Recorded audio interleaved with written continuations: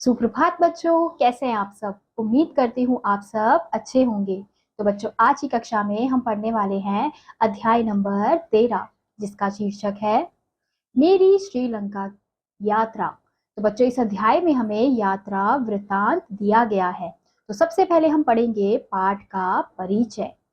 प्रस्तुत पाठ एक यात्रा वृतांत है, जिसमें श्रीलंका की भाषा, वहां के दर्शनीय स्थलों, समुद्र तटों आदि के बारे में बताया गया है। तो बच्चों, इस अध्याय में हमें कहाँ के बारे में बताया जा रहा है? श्रीलंका के बारे में बताया जा रहा है। अब जो लेखक है वो श्रीलंका की यात्रा के लिए गए होंगे, तो उन्होंने इस अध्याय में श्रीलंका की भाषा, वहां के दर्शनीय स्थलों और समुद्र तटों के बारे में इस अध्याय में बताया है। तो चलिए अध्याय को शुरू करते हैं। सारे मोहल्ले में खबर फैल गई कि मोहित श्रीलंका में अपने चाचा और उनके परिवार से मिलकर वापस लौट आया है। फिर तो उसके सभी दोस्त झुंड बनाकर उसके घर पहुंच गए। सफर कैसा रहा मोहित भैया? मंजू ने पूछा। अरे सफर की छोड़ो, वंश बीच में ही बोल पड़ा। यह बताओ कि हवाई जहाज में फ्री के खाने में कोई परेशानी तो नहीं हुई? तो हम यहाँ देख सकते हैं कि बच्चों, अब सारे मोहल्ले को पता चल गया है कि जो मोहित है वो श्रीलंका में अपने चाचा के यहाँ पर गया था और वो वहां से अब लौट कर आ गया है। तो अब उसके जो दोस्त हैं अब झुंड बनाकर उससे पूछ रहे हैं कि सफर कैसा रहा। फिर मोहित भैया, फिर मंजू ने पूछा, अरे सफर की बात छोड़ो। फिर वंश भी बीच में से बोल पड़ा कि यह बताओ कि हवाई जहाज में फ्री के खाने में कोई परेशानी तो नहीं हुई? वंश की बात पर सबने जोरदार ठहाका लगाया। मुझे तो यह बताओ कि श्रीलंका कैसा लगा? उदित ने पूछा। दोस्तों, जरा आराम से बैठो, मोहित ने सभी को शांत करते हुए कहा। मैं सब कुछ बताता हूँ, सफर के बारे में भी और श्रीलंका के बारे में भी। अब उसके जो दोस्त है, मोहित के जो दोस्त है, वो एक एक करके उसे सवाल कर रहे हैं कि श्रीलंका कैसा लगा, कैसा रहा सफर, सब कुछ। अब जो मोहित है सबको शांत करके बिठा रहा है कि तुम लोग शांति से बैठ जाओ, मैं तुम्हें आराम से बताता हूँ कि मेरा सफर कैसा था, श्रीलंका कैसा है, सब कुछ अच्छे से बताऊंगा। तो हम इस चित्र में देख सकते हैं कि अब मोहित के आसपास उसके दोस्त आराम से बैठे हुए हैं। इस पर सब आराम से बैठ गए और ध्यान से मोहित की बातें सुनने लगे। मोहित ने कहना शुरू किया, यह तो तुम सभी जानते हो कि श्रीलंका में रहने वाले मेरे चाचा जी ने मुझे वहां बुलाया था और मेरे वहां पहुंचने का इंतजाम भी किया था। अब जो मोहित है वो यहाँ पे बताता है धीरे धीरे कि आप लोग को ये तो पता ही है कि श्रीलंका में मेरे चाचा जी रहते हैं और उन्होंने ही मुझे वहां पर बुलाया था और मेरे रहने का, खाने पीने का, पहुंचने का सबको इंतजाम जो है वो उन्होंने ही किया था। हाँ, हम जानते हैं, सब एक साथ बोले। मोहित बोला, तो फिर आगे सुनो। मैं हवाई जहाज से बिना किसी असुविधा के कुछ ही देर में वहां की राजधानी कोलंबो के हवाई अड्डे पर पहुंच गया। वहां मेरे चाचा जी परिवार सहित पहले से ही मौजूद थे। उन्होंने मेरा जोरदार स्वागत किया। अब जो मोहित है वो क्या बताता है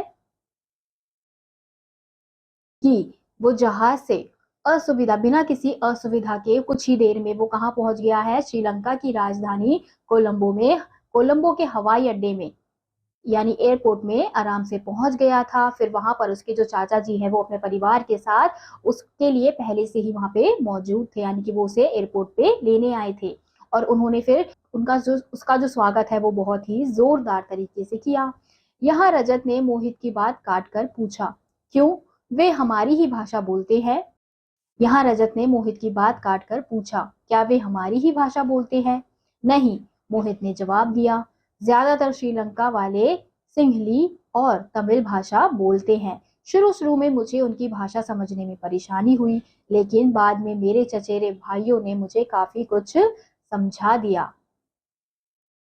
तभी जो मोहित है, जो रजत है, वो मोहित की बात को बीच में काट देता है और वो पूछता है, क्या वहां पे सभी हमारी भाषा बोलते हैं? जैसे हम हिंदी में बात करते हैं तो वहां पे भी इस प्रकार की भाषा बोली जाती है? तो मोहित कहता है, नहीं, वहां पर सब क्या बोलते हैं, ज्यादातर सिंहली भाषा या फिर तमिल भाषा बोलते हैं। तो शुरुआत में मोहित को उनकी भाषा समझने में परेशानी हो रही थी, लेकिन बाद में जो उसके चचेरे भाई थे उन्होंने उसे काफी हद तक उसे भाषा समझा दी थी।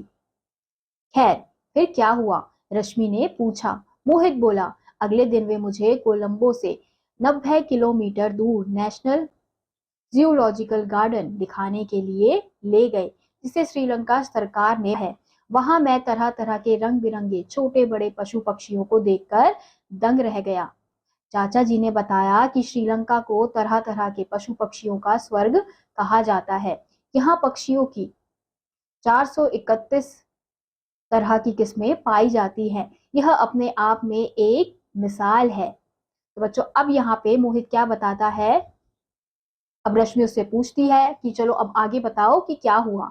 फिर मोहित बोलता है, फिर अगले दिन उसे कहाँ ले गए थे? कोलंबो से 90 किलोमीटर दूर जो नेशनल जियोलॉजिकल गार्डन है, वहां उसे लेकर गए थे घुमाने के लिए, जिसे श्रीलंका सरकार ने बनवाया है। और वहां पर तरह तरह के रंग बिरंगे छोटे बड़े सभी प्रकार के पशु पक्षी देखने को मिलते हैं, और उनको देखकर वो दंग रह गया था। फिर चाचा जी ने उसको बताया कि श्रीलंका को तरह तरह के पशु पक्षियों का स्वर्ग कहते हैं। यहाँ पशु पक्षी यहाँ पे जो पशु पक्षी है वो कितने किस्म के पाए जाते हैं? 431 किस्म के पशु पक्षी वहां पर पाए जाते हैं। तो ये जो बात है बच्चों, वो अपने में ही एक मिसाल की बात है, क्योंकि ये बहुत बड़ी बात है। चाचा जी ने यह भी बताया कि श्रीलंका में पशुओं की लगभग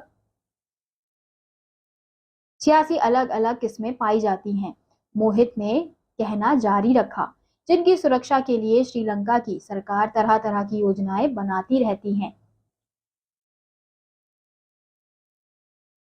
अपनी बात कहते कहते जैसे ही मोहित कुछ रुका, वैसे ही अंजलि बीच में बोल पड़ी। श्रीलंका की दूसरी जगहों पर भी घूमे मोहित भैया या नहीं? क्यों नहीं घूमे? मोहित तपाक से बोला। श्रीलंका के लाजवाब समुद्री किनारे पर मैं खूब घूमा। समुद्र के नीले और नमकीन पानी में खूब नहाया। वहां की सफेद चमकीली रेत पर काफी लोग सूर्य स्नान यानी सनबाथ का आनंद ले रहे थे। मैं कोलंबो में गौतम बुद्ध के पुराने मंदिर भी गया और दूसरे विश्व युद्ध की कहानी 20 वेसिलिका को भी देखा। मोहित ने आगे बताया, श्रीलंका का खूबसूरत और नई इमारतों से भरा शहर कैंडी भी खूब घूमा। अब बच्चों, यहाँ पे तो अंजलि जो है वो बीच में बोल पड़ती है कि श्रीलंका में कोई और दूसरी जगह भी आप घूमे मोहित भैया? तो मोहित बताता है कि हाँ, क्यों नहीं घूमा। फिर वो बताता है कि श्रीलंका के लाजवाब समुद्री किनारे पर वो खूब घूमा था। समुद्र के नीले और खारे पानी यानी नमकीन पानी में वो खूब नहाया। और वहां पे लोग क्या करते हैं? ज्यादातर सफेद चमकीली रेत पर काफी लोग सूर्य स्नान करते हैं यानी सन बाथ लेते हैं। और वो कहाँ पे गया था? कोलंबो में गौतम बुद्ध का एक पुराना मंदिर है, वहां पर भी वो गया था। और विश्व युद्ध की कहानी 20 वेसिलिका को भी उसने वहीं पर देखा था। और मोहित ने आगे बताया कि श्रीलंका जो है वो बहुत ही खूबसूरत और नई इमारतों से भरा शहर जो है कैंडी भी बहुत बहुत घूमा था। उसके शानदार पेरिदीनिया गार्डन की मखमली घास में घंटों सोया और कैंडी झील के दलादा मलाई गवा नाम का पुराना बुद्ध मंदिर भी देखा। वहां गौतम बुद्ध का पवित्र दांत रखा हुआ है। इसके साथ साथ मैंने कैंडी के मशहूर बाजार में बिकने वाली चांदी, कांसे व दूसरी धातु की चीजों की खरीदारी भी की। इसके बाद मैं जाफना और फिर जयवधरनेपुर भी घूमने गया। अब वो यहाँ पे बच्चों बता रहा है कि वो और कौन कौन सी जगह घूमने गया था। फिर चाय भी खरीदी या नहीं? हर्ष ने पूछा। लो, यह भी कोई पूछने की बात है? चाय के देश के नाम से मशहूर श्रीलंका में जाकर तरह तरह के स्वाद वाली चाय की पत्तियां नहीं खरीदी तो वहां जाने का मजा ही क्या? मोहित ने तपाक से कहा। तभी मोहित की माँ एक बड़ी ट्रे में चाय के कई कप रखकर ले आई। तो हर्ष क्या पूछता है मोहित से कि आपने वहां पर चाय खरीदा यानी चाय की जो पत्तियां होती हैं वो खरीदी? तो मोहित क्या कहता है कि जो देश चाय के नाम से इतना ज्यादा मशहूर है, अब वहां जाकर अगर मैंने चाय की पत्ती नहीं खरीदी तो फिर क्या फायदा, क्या मजा? तो वो कहता है कि मैंने तरह तरह के चाय की पत्तियों को वहां पर खरीदा है। तभी जो मोहित की माँ है वो ट्रे में बहुत सारी चाय लेकर आ जाती है। यह श्रीलंका वाली चाय ही है ना? उदित ने चाय का एक कप उठाते हुए पूछा। मोहित मुस्कुराकर बोला, बिल्कुल, पीकर देखो और इसके बेमिसाल स्वाद का मजा लो। अब तक चुप बैठी निशा भी बोल उठी। एक बात तो बताओ मोहित, श्रीलंका को आंसू की बूंद क्यों कहा जाता है? फिर चारों तरफ से हिंद महासागर से घिरे श्रीलंका टापू को बनावट आंसू की बूंद की तरह है। चारों तरफ से हिंद महासागर से घिरे श्रीलंका टापू की बनावट आंसू की बूंद की तरह है। दुनिया के नक्शे में श्रीलंका को देखकर यह बात आसानी से समझी जा सकती है। मोहित चाय की चुस्की लेते हुए बोला। इसके बाद किसी ने कोई सवाल नहीं किया। करते भी कैसे, सभी श्रीलंका से आई चाय की चुस्कियां जो ले रहे थे। फिर अंत में जो निशा बहुत देर से शांत बैठी होती है, चुप बैठी होती है, वो भी अंत में एक सवाल करती है कि मोहित ये बताओ कि श्रीलंका को आंसू की बूंद क्यों कहा जाता है। तो जो मोहित है वो बताता है कि जो चारों ओर से, चारों तरफ से जो हिंद महासागर से घिरा हुआ श्रीलंका होता है, जो टापू होता है उसका, वो उसकी बनावट कैसी होती है, आंसू के बूंद की तरह होती है। अगर हम दुनिया के नक्शे में श्रीलंका को देखें तो उसका आकार वैसा ही नजर आता है जैसे आंसू की बूंद का आकार होता है। तो इसलिए उसे क्या कहा जाता है, आंसू की बूंद कहा जाता है। और ये सारी बातें मोहित जो है वो चाय की चुस्की लेकर कह रहा होता है। फिर इसके बाद किसी ने कोई भी सवाल नहीं किया, क्योंकि सब क्या कर रहे थे, श्रीलंका से आई हुई चाय की चुस्की ले रहे थे। तो बच्चों, इस अध्याय से हमने क्या सीखा, किसी भी स्थान की यात्रा से हमें उसे निकट से जानने का अवसर प्राप्त होता है। यात्रा करने से हमारे मानसिक विकास में वृद्धि होती है। तो बच्चों, अगर आप लोग भी कहीं घूमने जाते हो तो आपने देखा होगा, जब आप वहां घूमने जाते हो, किसी और देश में घूमने जाते हो, तो वहां का जो खान पान होता है, रहन सहन होता है, भाषा होती है, वो बिल्कुल अलग होती है। तो आपको वो जो चीज है वो बहुत निकट से जानने को मिलती है। अगर हम किसी चीज को पढ़कर समझ रहे हैं तो हमें इतने अच्छे से वो चीज समझ नहीं आती है, लेकिन अगर हम वहां जाकर उस जगह के बारे में समझते हैं तो वो चीज हमें अच्छे से समझ में आती है, हमें याद रहती है। तो अगर किसी भी देश को जानना होता है तो हमें उसे निकट से जानने के लिए क्या करना चाहिए, हमें उसके पास, उस स्थान पर जाना चाहिए। तो इसी के साथ आज का यह अध्याय यहीं समाप्त होता है। उम्मीद करती हूँ आपको यह अध्याय समझ आया होगा। मैं आपसे मिलूंगी अगली कक्षा में। तब तक के लिए आप सभी बच्चे खुश रहिए और पढ़ते रहिए। बाय।